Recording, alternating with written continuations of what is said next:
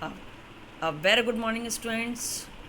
Today we are continuing the chapter Our Environment, and today's topic is Trophic Level and 10% Law. In the earlier videos, we have learned about the what is environment. What is environment? Environment के बारे में हमने study किया था कि environment क्या होता है.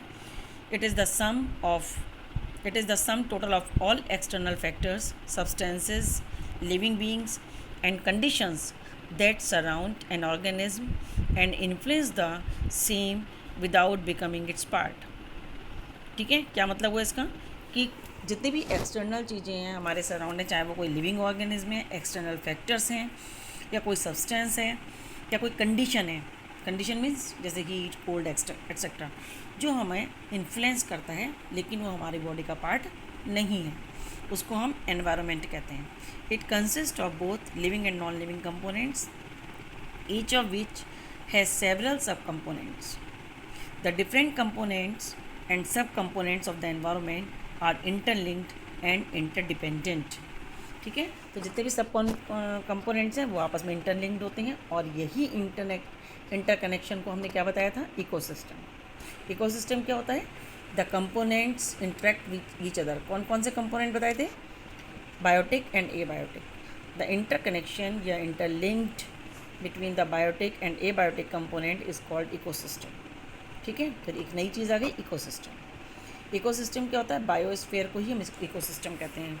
बायोस्फीयर में मैंने आपको बताया था कि जो लिविंग और नॉन लिविंग थिंग जहाँ पर रहती हैं, और या वाटर होता है, एनिमल्स होते हैं जहाँ पर वाटर होता है, लैंड होती है एंड एटमॉस्फेयर होता है. Lithosphere, hydrosphere and atmosphere mix together या meet together, it is called our biosphere. और वहीं पर लाइफ होती है. ठीक है, और उस बायोस्फीयर को ही हम इकोसिस्टम कहते हैं, वहीं पर इकोसिस्टम बनता है. ठीक है, तो ये अब देखिए, नेक्स्ट हमने पढ़ा था फूड चेन और फूड वेब. ठीक है, फूड चेन और फूड वेब लगभग एक जैसी हैं, बस अंतर क्या है कि फूड एक सिंगल ट्रैक को बताती है और वेब जो है वो इंटरलिंक्ड ऑफ फूड चेन्स है. बहुत सारी फूड चेन जब आपस में मिक्स हो जाती हैं, ठीक है, तो उसको फूड वेब कहते हैं. दोनों में डिफरेंस क्या है? What is the difference between the food chain and food web? हमने फूड चेन और फूड वेब के बारे में पढ़ा था. अब थोड़ा सा हम डिफरेंस पढ़ेंगे इन दिस वीडियो कि what is the difference between the food chain and food web. Now food chain versus food web. ठीक है, अब देखिए, जो चीज़ कॉमन है वो यहाँ पर लिखी है, जो दोनों में पाई जाती है वो दोनों में क्या पाई जाती है? Represent who Yeats whom. ये बताती है कि कौन किसको खाता है. फूड चेन भी यही बताती है, फूड वेब भी यही बताती है. नेक्स्ट 10% लॉ जो मैं आज आपको पढ़ाऊँगी, दोनों उसको फॉलो करते हैं. फूड चेन भी फॉलो करती है उसको, फूड वेब भी फॉलो करती है. ठीक है, तो ये तो दो चीज़ हो गई कॉमन. अब डिफरेंस क्या है? फूड चेन क्या करती है? Single linear pathway. ये एक सिंगल पाथवे को बताती है. ठीक है, कि सिंगल लीनियर पाथवे मतलब एक चेन होती है, बस ये सिंगल चेन होती है, सिंगल लीनियर पाथवे. और it is food web. It is made up of several interconnecting pathways. बहुत सारी फूड चेन इसमें मिक्स होती हैं. ठीक है, नेक्स्ट है फूड चेन का isolated food chain decrease stability of ecological community. ठीक है, जो एक फूड चेन होती है वो इकोलॉजिकल कम्युनिटी को स्टेबिलिटी को डिक्रीज करती है. और more complex food web increase the stability of ecological community. Ecological community मतलब अगर कोई एक ही ऑर्गेनिज्म को खाएगा, कोई दूसरा खाने वाला नहीं होगा, तो क्या होगा कि अगर एक एनिमल, सपोज करो कि जैसे कि ये क्वेश्चन ये बहुत आता है कि अगर हम फूड चेन में से किसी एक भी स्टेप को ख़त्म कर दें तो क्या होगा. जैसे मान लिया, सपोज़ करिए फूड चेन के बारे में हम इमेजिन करते हैं कि एक ग्रास को खाने वाला एक ऑर्गेनिज्म है, रैबिट या डियर, और डियर को खाने वाला है लॉइन. ठीक है, अब सपोज़ करो कि जो हमारी डियर है, उन डियर को अगर हम ख़त्म कर दें, डियर मान लें, सपोज़ करो कि इमेजिन करो कि डियर ख़त्म हो गए किसी भी कारण से, कोई ऐसी प्रॉब्लम हो गई, एनवायरमेंटल प्रॉब्लम या कोई और चीज़ है कि सारे डियर वहाँ से फिनिश हो गए. अब डियर फिनिश हो गए तो क्या होगा? इफेक्ट क्या पड़ेगा हमारी इकोलॉजी पर? हमारी इकोलॉजी पर क्या इफेक्ट पड़ेगा कि ग्रास बहुत ज़्यादा बढ़ जाएंगी, ग्रीन प्लांट्स बहुत हो जाएंगे, ग्रासेस बहुत हो जाएंगी. क्यों? क्योंकि उनको खाने वाला कोई हर्बीवोर है ही नहीं, डियर ख़त्म हो गए. अब क्या है, जो लॉइन है, लॉयन किसको खाता था? डियर को खाता था। डियर वहाँ ख़त्म हो गए तो क्या होगा, जितने भी लॉयंस हैं वो डिक्रीज़ हो जाएंगे, वो मर जाएंगे, उनकी संख्या कम हो जाएगी। ठीक है, अगर एक ही खाता हो, अगर मतलब एक ही फूड चेन चल रही है, फूड वेब नहीं है, तो तब की बात बता रही हूँ मैं। जैसे लॉयन केवल डियर को ही खाता है बस, और किसी को खाता ही नहीं है। सिंगल चेन चल रही है जो आपका ये वाला है, मैं आपको ये वाला टॉपिक क्लियर कर रही हूँ। आइसोलेटेड फूड चेन मतलब एक ही चेन है कि एक निश्चित है कि बस रैबिट को लॉयन ही खाएगा। ठीक है, तो अगर यही स्थिति है तो रैबिट डियर है, डियर को खाना केवल लॉयन ही खाएगा। ठीक है, और वो किसी और ऑर्गेनिज्म को खाएगा ही नहीं। तो क्या होगा, अगर डियर ख़त्म हो जाएंगे तो लॉयन भी ख़त्म हो जाएंगे। ठीक है, तो उनके बाद वाली जो चेन होती है, बाद वाला जो स्टेप होता है वो फिनिश हो जाता है, और जो पहले वाला है जिसको डियर खाते थे वो इंक्रीज़ हो जाता है। तो ये आइसोलेटेड जो होता है इकोलॉजिकल कम्युनिटी को, स्टेबिलिटी को डिक्रीज़ करता है। लेकिन अब यहीं पर ही अगर डियर ख़त्म हो गए तो कोई बात नहीं, लॉयन रैबिट को खा लेगा, लॉयन किसी और ऑर्गेनिज्म को खा लेगा। ठीक है, तो ये इकोलॉजिकल कम्युनिटी को स्टेबिलिटी देता है। क्लियर हो गई मेरी बात? Next, one individual occupies one trophic level. यहाँ पर क्या होता है कि एक इंडिविजुअली एक ट्रॉफिक लेवल पर आता है। ठीक है, ट्रॉफिक लेवल अभी मैं आपको क्लियर करूँगी। ट्रॉफिक लेवल होता है स्टेप, फूड चेन की स्टेप। जैसे कि ग्रास है, ग्रास को खाने वाला एक ही ऑर्गेनिज्म होगा फूड चेन में। जैसे हम ग्रास ऑपर को ले लें तो ग्रास ऑपर ही होगा फूड चेन में। लेकिन यहाँ पर जो फूड वेब है, यहाँ पर ग्रास को खाने वाला ग्रास ऑपर भी होगा, डियर भी होगा, काऊ भी होगी, ठीक है, और रेट भी होगा। Many organism can eat one organism. ठीक है, तो ये जो है one individual occupies many trophic levels, या एक ही ऑर्गेनिज्म जो है वो कई ट्रॉफिक लेवल पर रह सकता है। कैसे? जैसे कि मान लिया ग्रास ऑपर है, तो ग्रास ऑपर ने ग्रास खाया, और ग्रास ऑपर को खाने वाला कौन है? फ्रॉग है। ठीक है, अब फ्रॉग क्या हो सकता है? फ्रॉग ऐसे भी हो सकता है कि फ्रॉग को खाने वाला स्नेक है। ठीक है, और स्नेक अब यहाँ पर टॉप कॉर्निवोर हो गया, लेकिन दूसरी ही चेन उसमें स्टेप पर स्नेक को खाने वाला पिकॉक है, या फिर उसको खाने वाला ईगल है। अब उसकी स्टेप कहाँ पर आ गई? जो लास्ट स्टेप थी वो उसकी सेकंड लास्ट स्टेप हो गई। अब तो ऐसा नहीं है कि जो फूड वेब है उसमें स्टेप भी उनकी चेंज होती रहती है। अभी ट्रॉफिक लेवल में क्लियर हो जाएगी आपको ये बात। फिर आता है लेस एडेप्टिव और ये मोर एडेप्टिव, मतलब इनमें एडेप्टेशन के चांसेस कम होते हैं और इसमें ज़्यादा होते हैं। फिर से देखिए एक बार जल्दी से हम देखते हैं कि फूड चेन में सिंगल लीनियर पाथवे होता है और फूड वेब में मोड ऑफ सेवरल इंटरकनेक्टिव पाथवेज होते हैं। इसमें isolated food chain decrease stability of ecological community, और ये इकोलॉजिकल कम्युनिटी को स्टेबिलिटी इंक्रीज़ करती है। ये one individual occupy one trophic level, क्योंकि एक ही फूड चेन है तो उसका एक ही स्टेप दिखाएंगे हम, और यहाँ पर उनकी स्टेप अलग अलग हो सकती हैं। ठीक है, ये है लेस एडेप्टिव, ये मोर एडेप्टिव, और दोनों में कॉमन बात क्या है कि रिप्रेजेंट हु ईट्स हूम। ये एक चेन बनाता है कि कौन किसको खाता है। हर एक का फूड की एक अगर हम चेन बना लें, और 10% लोग को ये फॉलो करता है। तो ये तो जो मैंने प्रीवियस आपको बताई थी उसका जो टॉपिक थोड़ा सा रह गया था फूड चेन फूड का, वो आज कंप्लीट करा। Now we comes on the trophic level. ठीक है, व्हाट इज़ फूड चेन? वो वाली आता थी, what is food chain? Sequence of who Yeats home in an ecosystem. Ecosystem में कौन किसको खाता है। ठीक है, shows how E for energy is transferred. और फूड चेन एक चीज़ और क्लियर करती है, बताती है हमें कि एनर्जी किससे किस में ट्रांसफ़र हो रही है। ठीक है, ये भी हमारी फूड चेन बताती है। एनर्जी क्या होता है बेटा कि एनर्जी जो है हमेशा हमारी सनलाइट से आती है। एनर्जी कहाँ से आती है? हमारे इकोसिस्टम में सनलाइट से आती है। आपको पता है कि सनलाइट जो या सनलाइट है या सन है या सोलर एनर्जी है, it is the ultimate energy of our earth. ये हमारी अर्थ की अल्टीमेट एनर्जी है, मतलब इसके बिना हमारी लाइफ नहीं चल सकती, हमारी अर्थ पे कोई भी ज़िंदा नहीं रह सकता। तो sequence who Yeats home is an ecosystem shows how energy is transfer. जो सनलाइट से एनर्जी आती है वो पूरे इकोसिस्टम में, इकोसिस्टम क्या होता है? बायोटिक एंड एबायोटिक इंटरेक्शन, तो उसमें कैसे ट्रांसफ़र होती है। ठीक है, तो सनलाइट सबसे पहले कौन लेता है? प्लांट्स लेते हैं। प्लांट से क्या होगा? प्लांट्स को खाने वाले जो हर्बीवोर्स होंगे उनके अंदर जाएगी, उनको खाने वाली जो फ्रॉग होगा जैसे उनके अंदर जाएगी, इसको भी खाने वाला जो होगा उसके अंदर जाएगी। तो इस तरह से एनर्जी ट्रांसफ़र होती चली जाती है। ठीक है, अब आता है trophic level. What is trophic level? जो हमारा मेन टॉपिक है आज का। Position in a food chain. Food chain में हमारी पोजीशन क्या है। जब फूड चेन में जो भी ऑर्गेनिज्म, सपोज करो फूड चेन में प्लांट्स की पोजीशन क्या है, तो प्लांट्स आर ए प्रोड्यूसर्स, क्योंकि प्लांट्स को ही सब लोग खाते हैं। जो कार्निवोर है वो भी किसी ना किसी तरीके से इनडायरेक्टली प्लांट्स पर ही डिपेंड करता है। जैसे लॉयन है, लॉयन कभी प्लांट्स नहीं खाता, लेकिन डिपेंड तो प्लांट्स पर ही करता है। क्यों करता है? इनडायरेक्टली डिपेंड करता है, क्योंकि वो हर्बीवोर्स एनिमल्स को खाता है। वो किसको खाता है? Herbivores animal. हर्बीवोर्स एनिमल किस पर डिपेंड करते हैं? प्लांट्स पर। तो इनडायरेक्टली वो भी प्लांट्स पर ही डिपेंड करता है। तो प्रोड्यूसर्स क्या होते हैं? Lowest trophic. तो हमेशा जब भी हमारी फूड चेन स्टार्ट होती है तो उसकी जो फर्स्ट स्टेप होती है वो ग्रीन प्लांट्स से होते हैं। ठीक है, तो ग्रीन प्लांट्स को हम प्रोड्यूसर्स कहते हैं। और हमारी फर्स्ट चेन का जो फर्स्ट स्टेप होता है वो हमारे प्रोड्यूसर्स होते हैं। ठीक है, क्योंकि ये ऑटोट्रॉफ्स होते हैं। ऑटोट्रॉफ्स मतलब इनको, ये किसी को नहीं खाते, ये अपना फूड किसी नहीं लेते, बल्कि अपना फूड खुद बनाते हैं। ऐसे ऑर्गेनिज्म को हम ऑटोट्रॉफिक ऑर्गेनिज्म कहते हैं। Lowest trophic level, autotrophs plants, some bacteria and some algae. जो भी ग्रीन कलर के होते हैं, कुछ बैक्टीरिया भी ग्रीन कलर के होते हैं जिन्हें हम ब्लू ग्रीन एल्गी कहते हैं। एक सम एल्गी, कुछ एल्गी भी होते हैं जैसे यूग्लिना।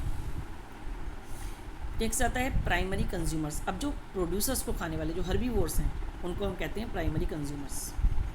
ठीक है, इसलिए सेकंड ट्रॉफिक लेवल है। फर्स्ट ट्रॉफिक लेवल हमारा प्रोड्यूसर्स हो गया, लेकिन सेकंड ट्रॉफिक लेवल हमारा primary consumers, herbivores. Primary consumers या हर्बीवोर्स सेकंड ट्रॉफिक लेवल में आते हैं। थर्ड ट्रॉफिक लेवल में कौन आएगा? जो हर्बीवोर्स को खाएगा। ठीक है, तो थर्ड ट्रॉफिक लेवल हमारा हो गया सेकेंडरी कंज्यूमर्स या कार्निवोर्स, जो हर्बीवोर्स को खाते हैं, जैसे कि लॉयन हो गया। ठीक है, या यहाँ पर अगर हम देखें तो फ्रॉग हो गया। टर्शरी, जो फ्रॉग को भी खाएगा, जो कार्निवोर्स को खाता है। ठीक है, तो जो कार्निवोर्स को खाएगा वो टर्शरी कंज्यूमर कहलाएगा। अगर हम कंज्यूमर के हिसाब से देखेंगे तो primary consumer, secondary consumer primary consumer को खाता है और सेकेंडरी कंज्यूमर को टर्शरी कंज्यूमर खाता है। और अगर हम हर्बीवोर के हिसाब से देखेंगे, जो सेकेंड ट्रॉफिक लेवल है वो हर्बीवोर है, उसको खाने वाला कार्निवोर है और उसको खाने वाला भी कार्निवोर है। डिकम्पोजर्स को हम फूड चेन में नहीं काउंट करते हैं, क्योंकि डिकम्पोजर तो हर फूड चेन का अल्टीमेट एंड होता है। ठीक है, कंज्यूमर क्या होते हैं? जो डेड ऑर्गेनिक मैटर हैं एंड उसको रिसाइकिल करते हैं, जैसे फंजाई, बैक्टीरिया, वर्म। जो भी मर जाता है, चाहे वो प्लांट है चाहे वो एनिमल है, उनको डिकम्पोज करके फिर से एनवायरनमेंट में वापस भेज देते हैं। ठीक है, तो ये हो गया हमारा फूड चेन। अब ये ट्रॉफिक लेवल, ये देखिए ट्रॉफिक लेवल को हमने एक ट्रायंगल के रूप में शो करा है। जैसे कि फर्स्ट प्रोड्यूसर्स, तो हमने ग्रीन प्लांट्स दिखाए। ठीक है, प्रोड्यूसर्स में क्या दिखाया हमने? Green plants. इनको खाने वाले हर्बीवोर्स, जो भी इंसेक्ट्स वगैरह हैं जो प्लांट्स को खाते हैं। ठीक है, इनको खाने वाली बर्ड्स हो गई, ये कार्निवोर्स हो गई, कार्निवोर्स बर्ड्स हैं। और इनको खाने वाला टॉप कार्निवोर हो गया, तो सबसे लास्ट में बचता है, इसको कोई भी नहीं खाता, उसको हम कहते हैं टॉप कार्निवोर। तो ये ट्रॉफिक लेवल की अगर हम स्टेप देखेंगे, it is first trophic level, second trophic level, third trophic level and it is fourth traffic level. ठीक है, अब एनर्जी कैसे ट्रांसफ़र होती है, इसमें एनर्जी कैसे फ्लो करती है? प्रोड्यूसर्स के अंदर जो एनर्जी होती है वो इसके अंदर आती है, जो इनको खाता है उनके उस ट्रॉफिक लेवल में ट्रांसफ़र हो जाती है, और जो इनको खाएगा उसमें ट्रांसफ़र होता है। तो ट्रॉफिक लेवल की डेफिनेशन क्या है? The trophic level of an organism is the position it occupies in a food web. A food chain is a succession of organism that eat other organism and may in turn be eaten themselves. Trophic level किसी भी food web में उसकी position क्या है उस organism की, second level पर आता है, स्टेप पर आता है, थर्ड स्टेप पर आता है, वो उसकी ट्रॉफिक लेवल है। और food chain is a succession of organism, एक चेन है कि कौन किसको खाता है या वो किसके द्वारा खाया जाता है। ठीक है, the trophic level of an organism is the number of steps it is from the start of the chain. Next आता है फ्लो ऑफ एनर्जी। एनर्जी कैसे फ्लो होती है? ठीक है, देखिए ये आता है 10%। ये 10% लॉ होता है। 10% लॉ, ये 10% लॉ जो था, the 10% law for the and transfer of energy from one trophic level to the next was introduce by Lindeman 1942। एक साइंटिस्ट थे लिनमैन, उन्होंने 1942 में ये लॉ दिया था, जिस लॉ का नाम रखा गया था 10% लॉ ऑफ एनर्जी ट्रांसफ़र। ठीक है, इसमें उन्होंने क्या किया? During the transfer of energy from organic food from one profit level to the next. Only only our 10% of the energy from organic matter is stored as flesh. The remaining is lost during transfer, broken down in respiration or lost to incomplete digestion by higher trophic level. इसके according Lindeman ने 1942 में 10% law of energy transfer दिया था. उसमें उन्होंने क्या बताया कि जैसे कि प्लांट्स ने अपना फूड बनाया, तो जो फूड उन्होंने बनाया उससे जो उनको एनर्जी मिली उसको हम 100% एनर्जी मानते हैं. ठीक है, उसको हमने एनर्जी मानी 100% एनर्जी. अब वो उसको हम किसी भी तरीके से केजी के रूप में ले सकते हैं. मान लिया उसने 100 केजी से स्टार्ट करा आपने. जैसे मैं आपको एक ये एग्जाम्पल से दिखाता हूँ. जैसे सपोज़ करो ये प्लांट्स हैं. ठीक है, प्लांट्स ने 10 जूल एनर्जी बनाई अपनी. उनके पास जो फूड है, उन्होंने जो अपने अंदर फूड स्टोर करा वो उनके अंदर 10 जूल एनर्जी, ठीक है, अवेलेबल है फूड. जो कोई खाएगा तो उसके लिए उनके पास जो स्टोर फूड है वो 10 जूल एनर्जी है. ठीक है, और उन्होंने प्लांट्स, देखिए सबसे पहले तो आप ये देखिए कि सनलाइट जब प्लांट्स पर गिरती है तो जितने भी जूल एनर्जी गिरे उसका 1% ही प्लांट्स एब्जॉर्ब करते हैं. प्लांट्स कितना परसेंट एब्जॉर्ब करते हैं? 1%. ठीक है, तो 1000 जूल अगर एनर्जी सनलाइट की इनके पास आई तो उसमें से 10 जूल तो उन्होंने स्टोर करा. 10%, 1000 का 10% कितना हुआ? 10 जूल. और 990 joule energy lost to the environment. इतनी एनर्जी उनकी लॉस्ट हो गई एनवायरनमेंट में. अब वो किस काम में यूज़ होती है? जैसे कि उन्होंने अपना फूड बनाने के लिए यूज़ की, रेस्पिरेशन के लिए यूज़ की, अपनी ग्रोथ के लिए यूज़ की. ठीक है, तो इतनी एनर्जी वो लॉस्ट कर देते हैं. अब क्या हुआ, इनके अंदर जो 10 जूल एनर्जी है वो डीएनए खाई. जब डीएनए इनको खाया तो इसकी जो 10 जूल एनर्जी है वो इसके लिए 100% हो गई. अब उस 10 जूल एनर्जी का 10% इसके अंदर स्टोर रहेगा. 10 जूल का 10% कितना होता है? 1 जूल. अब 1 जूल तो इनके अंदर स्टोर हो जाएगा फ्लैश के रूप में. बाकी जो 90% एनर्जी है वो अपनी लाइफ प्रोसेस के लिए यूज़ कर लेगा. कौन कौन सी लाइफ प्रोसेस है? डाइजेशन, मूवमेंट, ठीक है, रेस्पिरेशन, ईट, स्वेटिंग एक्सेट्रा. जो भी दौड़ने भागने के लिए, खाना खाने के लिए, जो उसकी भी बॉडी जो भी वर्क करती है उस वर्क में उसने 90% एनर्जी को यूज़ कर लिया. तो वो 90% एनर्जी जो है वो उसकी एनवायरनमेंट में चलेगी. जैसे रेस्पिरेशन में हमने अपने बॉडी से हीट निकाली. ठीक है, रेस्पिरेशन के थ्रू जब हम सांस बाहर निकालते हैं तो उसका थोड़ी हीट भी जाती है. ऐसे हमारी बॉडी से भी हीट निकलती है या अपने वर्क के लिए हम यूज़ करते हैं. तो वो जितनी भी एनर्जी थी वो तो एनवायरनमेंट में चली गई लॉस होकर के. तो 10% का 10 जूल का 10% 1 जूल वो तो स्टोर रहा, उसके अंदर अवेलेबल रहा, और बाकी 9 जूल चला गया. ठीक है, अब जो ये 1 जूल एनर्जी है ये इसकी टोटल एनर्जी है. ठीक है, अब 1 जूल एनर्जी जब लॉयन खाएगा तो ये उसके लिए 100% हो गई 1 जूल. अब इस 1 जूल एनर्जी को जो इसने फ्लैश खाया, इस फ्लैश के अंदर 1 जूल एनर्जी स्टोर है. अब ये 1 जूल एनर्जी लॉयन के अंदर गई. ठीक है, समझ में आ रही बात? तो लॉयन क्या करेगा, इस 1 जूल एनर्जी का भी 10% 0.1 जूल होगा, 0.1 जूल एनर्जी इसके अंदर जाएगी. अब जो एनर्जी इसके अंदर आई 1 जूल, उसका 90% इसने भी लॉस करा दौड़ने में, भागने में, अपने शिकार को पकड़ने में, रेस्पिरेशन में, डाइजेशन में, एक्सक्रीशन में, मेनी अदर लाइफ प्रोसेसेस जो हमारी बॉडी के अंदर होते हैं उसके लिए उसने अपनी एनर्जी को लॉस्ट किया. तो इस तरीके से हमेशा जो भी एनर्जी स्टोर रहती है वो 10% रहती है, बाकी 90% हम एनवायरनमेंट में वापस भेज देते हैं. ठीक है, तो और ये यूनिडायरेक्शन होती है. यूनिडायरेक्शनल का मतलब इसका सर्कुलेशन नहीं होता. मतलब सनलाइट से ये ऑर्गेनिज्म के अंदर जाएगी और फिर वेस्ट होती जाती है, लॉस्ट होती जाती है. ये दोबारा से वापस सन में नहीं जाएगी, सर्कुलेशन नहीं होगा इसका. यूनिडायरेक्शन होती है, सन से ऑर्गेनिज्म में जाती है, इकोसिस्टम में आती है. ये सब हमारा इकोसिस्टम है, तो सनलाइट से इकोसिस्टम है. Clear it is 10%. ठीक है, इसी तरीके से इसमें भी दिखाया है कि जैसे 2000 किलो कैलोरी एनर्जी है इन प्लांट्स के अंदर. ठीक है, इनको इन ऑर्गेनिज्म ने खाया तो उसका 10% इनके अंदर आई 200 किलो कैलोरी. इसको किसी और ने खाया तो 20 किलो है, जब इन्हें इनके 20 किलो. और यहाँ पर जो हीट है ये 90% यहाँ पर वापस एनवायरनमेंट में जाती है. ठीक है, या फिर इसको डिकम्पोज कर देते हैं जो बाकी बचता है. ठीक है, और ये फिर से हीट हमारी एनवायरनमेंट में चली जाती है. It is 10% law. ठीक है, 10% लॉ में आपने देख लिया. डेफिनेशन मेरे पास से फिर से पढ़ के बता देती हूँ. The 10% law for the transfer of energy from one profit level to the next was introduced by Lindemann 1942. According to this law, during the transfer of energy from organic food from one profit level to the next, only about 10% of the energy from organic matter is stored as flash. Clear it? Flash में केवल 10% energy store रहती है.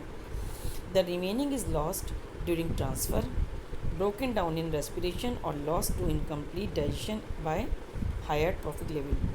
इसीलिए कहते हैं कि जो भी हम वेजिटेबल्स खाते हैं उसमें ज़्यादा एनर्जी मिलती है नॉन वेज से, क्योंकि नॉन वेज में क्या होता है, एनर्जी स्टोरेज कम होता है, वेस्ट मटेरियल ज़्यादा होता है. इसीलिए लॉयन को इतना सारा फूड खाना पड़ता है, तब उसकी एनर्जी फिल होती है, क्योंकि जो वो जिस डियर को खा रहा है उसके अंदर ऑलरेडी स्टोर्ड एनर्जी बहुत कम है. ठीक है, तो उसको बहुत सारा फ्लैश खाना पड़ता है. और ह्यूमन बींग से हम अगर वेजिटेबल्स खाते हैं तो हम एक थाली में हमारा पेट भर जाता है. ठीक है, क्योंकि उसके अंदर प्लांट से एनर्जी हमें ज़्यादा मिलती है. Thus, we can see that energy flow from one profit level to the other, and the energy gets converted from one form to another. When one form of energy is converted into another form of energy, some energy is lost to the environment. ठीक है, आज हम यहीं तक पढ़ेंगे. Next turn पर हम इसके आगे के टॉपिक्स लेंगे. जूम क्लास में जो भी आपके डाउट्स हों वो मुझसे क्लियर करें. अपने डाउट्स चैट बॉक्स पर लिख कर करें, कोई भी बोलेगा नहीं. ठीक है, जूम क्लास में मिलते हैं हम.